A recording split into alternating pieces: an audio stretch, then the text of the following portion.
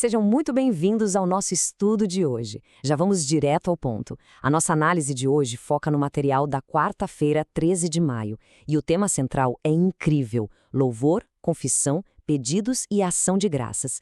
A gente vai ver como a oração, que é algo tão vital para a nossa vida, pode se tornar uma prática rica, estruturada e, acima de tudo, muito intencional.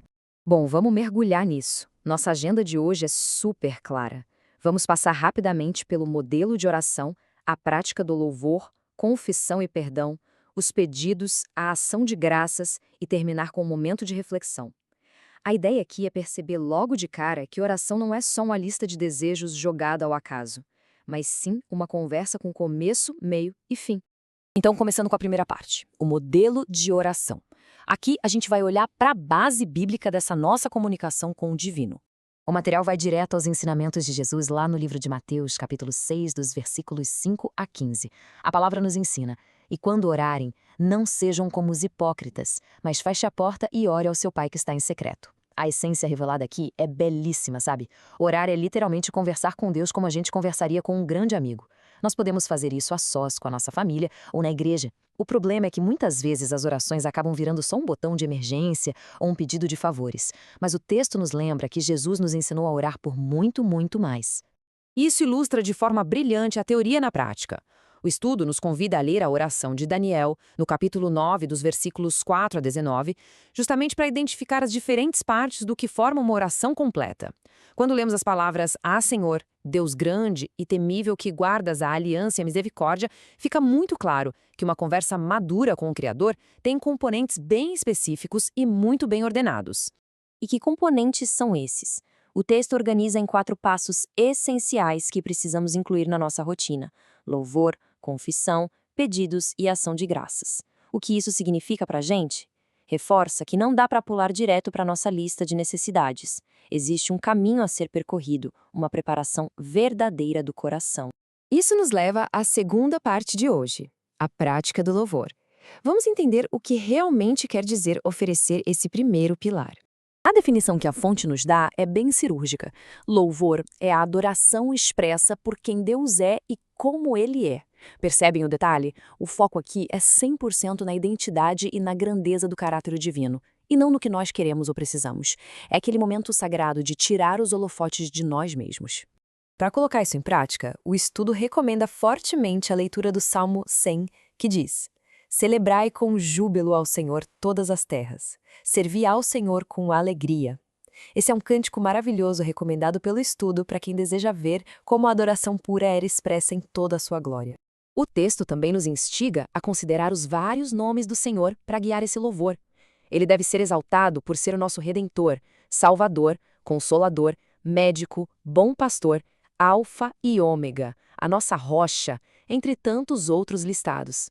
Pensar em cada um desses títulos nos ajuda a iniciar a nossa conversa com a dimensão exata do quão grande é aquele com quem estamos falando. Indo em frente, chegamos à terceira seção, confissão e perdão. Esse é o segundo pilar da oração, e notem como ele flui naturalmente logo depois de reconhecermos a imensidão de quem Deus é. O material traz uma reflexão muito interessante sobre essa dualidade. É a ideia de que a nossa proximidade com Deus revela imediatamente a nossa indignidade.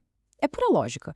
Quanto mais perto da perfeição divina nós chegamos, mais ficam evidentes as nossas próprias falhas e os nossos pecados. E é exatamente esse choque de realidade que nos leva a confessar, renunciando ao que nos afasta dele e pedindo que ele molde o nosso caráter segundo a sua semelhança. Mas tem um detalhe super importante: o perdão não é uma via de mão única. A fonte cita o texto de Tiago, capítulo 5, versículo 16. Vamos ler juntos? "Confessem os seus pecados uns aos outros e orem uns pelos outros, para que vocês sejam curados. Muito pode, por sua eficácia, a súplica do justo." Ou seja, para nossa cura e o nosso perdão se concretizarem, a gente precisa estar disposto a perdoar e orar pelas outras pessoas também. E agora, chegamos à quarta seção da estrutura, os pedidos. Como comentamos, essa é a fase para a qual a maioria das pessoas pula logo de cara. Mas aqui, ela assume um lugar teológico, muito claro, vindo só depois do louvor e da confissão. É aqui que trazemos à tona nossos desafios do dia a dia. A lista do estudo engloba as áreas onde somos constantemente testados: na nossa família, com os amigos, na saúde, nas finanças, no trabalho ou nos estudos. É exatamente o momento apropriado para apresentar as nossas lutas reais e perguntar onde é preciso que a mão de Deus atue para conduzir cada situação. Então, o ponto crucial aqui é que a oração não é exclusivamente sobre as nossas próprias demandas. O estudo nos faz pensar: quem ao nosso redor precisa de apoio? Precisamos interceder por essas pessoas, sempre pedindo que seja feita a vontade de Deus. O objetivo nunca é tentar impor as nossas vontades individuais, mas buscar ativamente o que o propósito divino tem para cada caso.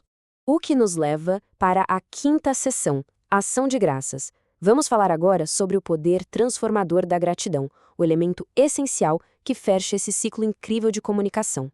O material nos direciona para uma instrução bíblica direta lá na Carta aos Filipenses, capítulo 4, versículo 6. Não andem ansiosos por coisa alguma, mas em tudo, pela oração e súplicas, e com ação de graças, apresentem seus pedidos a Deus. É um lembrete forte para não termos memória curta e refletirmos com profundidade sobre as bênçãos que já nos foram concedidas. E o texto faz um contraste fundamental. A gente geralmente lembra fácil das grandes bênçãos e dos grandes milagres, não é verdade? Mas e as pequenas misericórdias? O autor destaca que Deus nos concede misericórdias contínuas que muitas vezes passam completamente despercebidas. Nós louvamos e agradecemos tão pouco pelo que Ele tem feito para nos sustentar nos pequenos detalhes de cada dia. E assim chegamos à nossa última sessão, o momento de reflexão. Vamos pegar toda essa arquitetura fantástica de oração que acabamos de destrinchar e transformar em algo 100% prático. Vamos ver como tudo isso se constrói na prática. O estudo nos deixa uma série de perguntas muito diretas para a gente aplicar o conhecimento agora. A primeira é simples, mas super profunda. Por quais bênçãos nós precisamos louvar a Deus hoje? Só de parar e refletir sobre isso, já somos capazes de mudar totalmente a perspectiva de um dia difícil. A segunda provocação nos leva direto para uma introspecção sincera. O que nós precisamos confessar a Ele? E logo em seguida, o que desejamos pedir? É um convite para esvaziar a bagagem das falhas antes de colocar na mesa as angústias do nosso cotidiano. E as perguntas finais encerram nosso estudo com o chamado à ação que é irresistível. Pelo que nós gostaríamos de agradecer hoje? E a mais impactante de todas, por que não fazer isso agora? Não precisamos aguardar um momento solene ou especial. Nós podemos usar esse modelo completo, louvor, confissão, pedidos e ação de graças, imediatamente. Que essa imersão de hoje sobre o estudo do dia 13 de maio inspire a gente a buscar essa conexão genuína, conversando de verdade com o divino, como quem conversa com o seu maior amigo.